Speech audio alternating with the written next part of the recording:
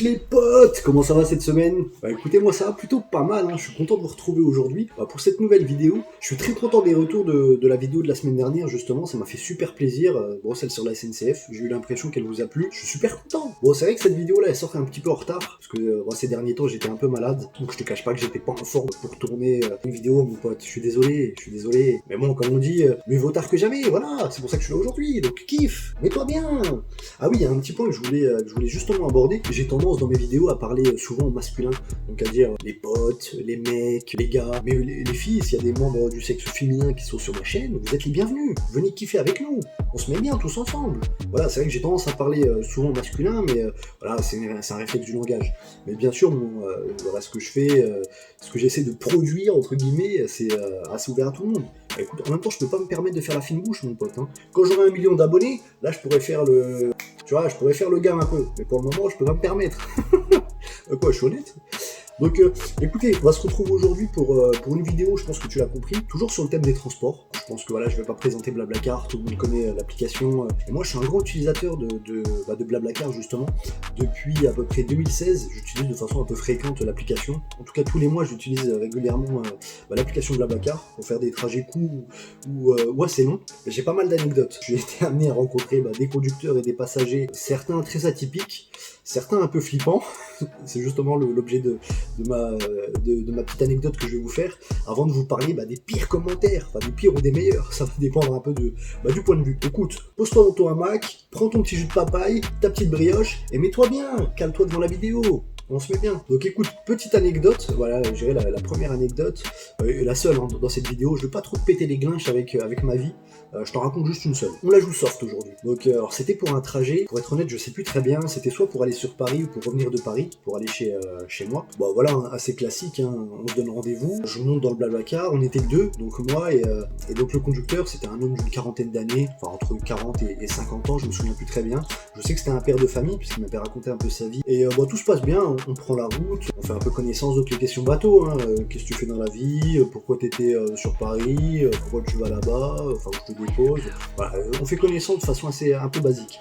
Moi j'ai une petite particularité, bon, je sais pas si c'est un défaut ou quoi, mais quand je suis dans les transports et que j'ai de la route, je me fais un peu bercer par la route, que ce soit le train ou la voiture, et je m'endors. Voilà, écoute, je suis un gros dormeur. Moi, je suis limite narcoleptique, mon pote. Je peux m'endormir à tout moment. Donc, écoute, au bout d'une demi-heure, 3/4 d'heure, voilà, on a pris la route, on a fait un peu connaissance, je commence à me caler un petit peu dans le siège, et je commence un peu à somnoler, et bim, je m'endors. Au moment où je comprends que je m'endors, moi j'ai toujours cette, entre guillemets, cette phobie, mais je me dis, putain, si je ronfle, c'est chaud.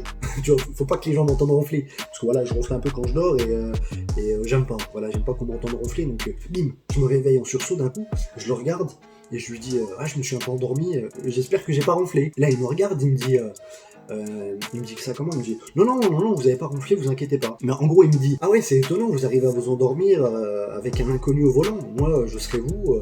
Impossible que je m'endors. Et là je lui dis ouais c'est vrai effectivement, tu vois, je commence un peu à flipper, tu vois, je sais pas ce qu'il me raconte.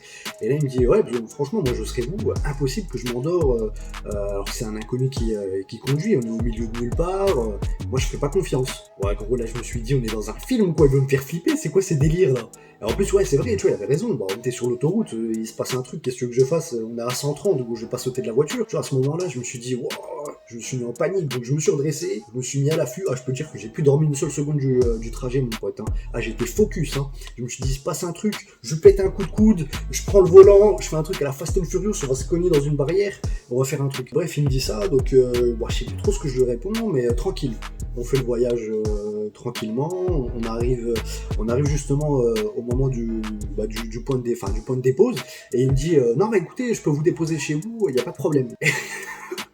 Gros, il me dit ça, je me suis dit, il va se passer un truc de fou, tu vois, il va me faire un truc à la Taken, il va essayer de me buter, ou buter ma famille, je sais pas ce qu'il va me faire. Donc là, tout de suite, je me suis dit, non, je peux pas lui dire non, laissez-moi là, me ramenez pas chez moi. Je me suis dit, ça a l'air suspect, enfin, il va sentir que je suis suspect, que je suis méfiant, et il va peut-être faire un truc si c'est un malade, tu vois. Ah gros, faut que je me protège.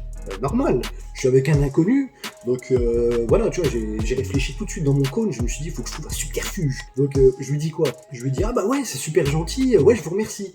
Mais je vous donne pas mon adresse. Ah ouais, normal. Imagine, il revient dans 3 jours, soit il nous cambriole, ou il nous vole, ou je sais pas, enfin, c'est la même chose. Je lui dis, oh, il nous tue.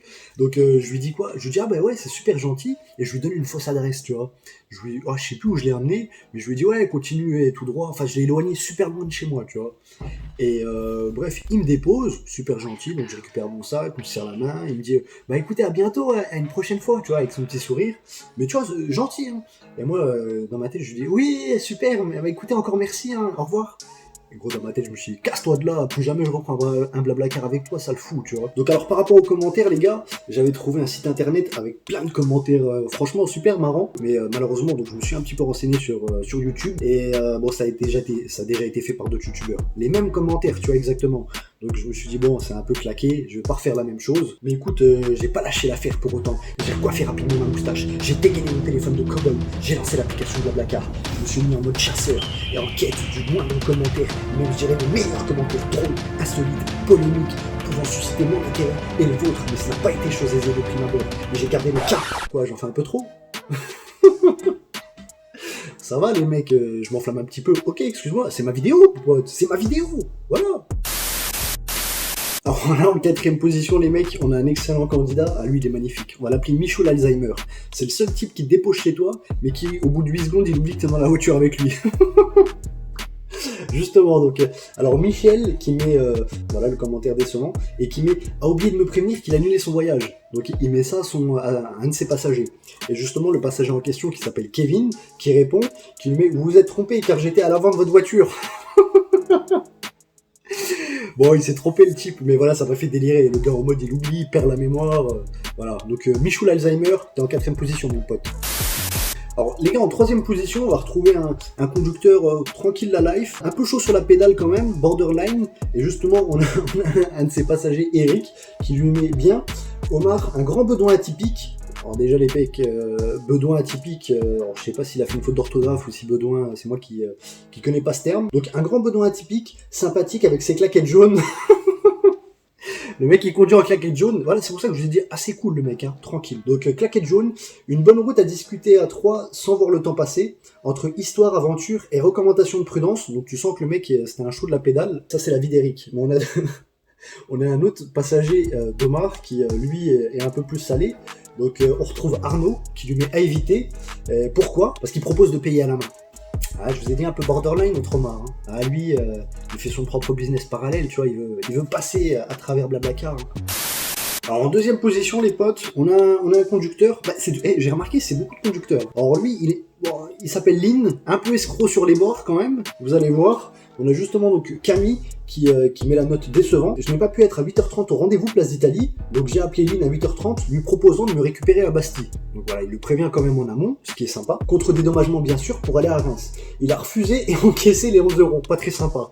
Ah, c'est vrai que Lynn, sur ce coup, Lynn, t'es un peu escroc, hein. Mais écoutez, alors, c'est pas fini. Lynn, c'est un show. Lui, il a pas mal de commentaires, il revient assez souvent. On a donc notamment Franck, qui nous met... Alors Franck c'est une femme, donc elle met à éviter, et elle met en commentaire nous avons voyagé avec un voyageur supplémentaire, il sur réserve, alors à mon avis elle voulait dire il roule sur réserve. Lynn, c'est quoi ton souci? Déjà t'es escroc, t'escroques les gens, va mettre le plein wesh. Donc il roule sur réserve, à 4 à l'arrière, je ne recommande pas du tout.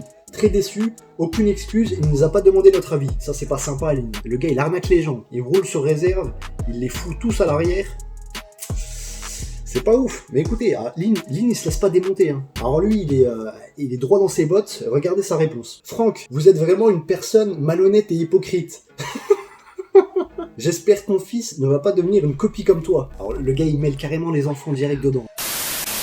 Alors là, les gars, notre grand champion, le King, lui c'est le boss de Blablacar. Il s'appelle Gaël. Bon, écoutez, on va le déguster. On va commencer, ça va aller crescendo. Hein. Donc on a Vanessa qui met un commentaire, donc elle met décevant. Gaël m'a bien amené du point A au point B. Je suis malheureusement obligé de pointer du doigt qu'il est venu avec 50 minutes de retard, car il ne s'est pas levé. Donc déjà le mec tranquille. En plus il a dû lui dire en détente, hein, full détente. Il a dû dire ah, excuse-moi, je viens de me réveiller. Conversation très difficile et difficulté à comprendre et à l'entendre. Conduite incertaine, marche arrière dans des endroits critiques, utilisation du tel sur l'autoroute. Je n'étais pas à l'aise et j'avais hâte d'arriver. Bah tu m'étonnes. Mais écoutez, ça c'est que le début, ça c'est la mise en bouche, vous allez voir. À Charlène, qui met encore une fois à éviter, et elle nous met personne qui conduit très mal sans... Personne qui conduit très mal s'endort et qui a beaucoup de mal à se repérer même avec un GPS et pas du tout ponctuel. Putain mais le gars il s'endort au volant, mais putain mais jamais de la vie vous montez avec lui. Mais c'est un malade. Évitez tous les Gaël de Blablacar. Donc là encore une fois un commentaire négatif sur Gaël. Il s'appelle Loïc. Bon, il met pas à éviter, il met décevant. Franchement, il est sympa parce qu'il met donc 50 minutes de retard, conduite pas très sûre. Bref, mettons ça sur le coup de mou, ça peut arriver. Le gars, il se dit, bon, il était peut-être fatigué, on passe à autre chose. La réponse de Gaël, elle est exceptionnelle. Surtout que le type a été relativement sympa avec lui. Retard, ok, même si l'erreur est interdite dans cette société robotisée conditionnée de poulets élevés en batterie. What? De quoi?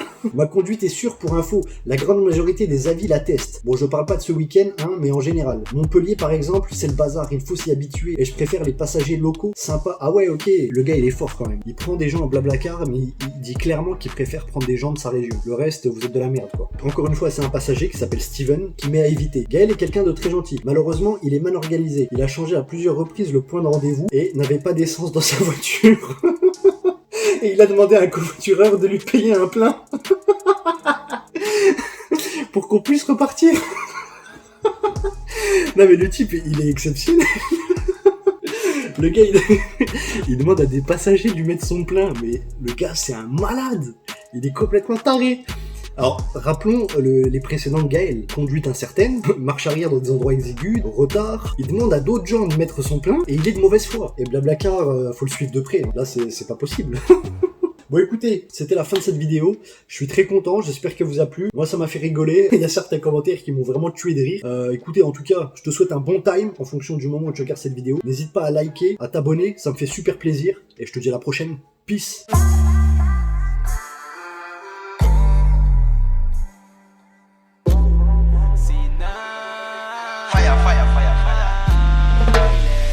Je bouge du quartier, je ne peux te prévenir. Et si j'avais trop peur de moi-même dépérir, ne le dis à personne, je ne veux pas douter.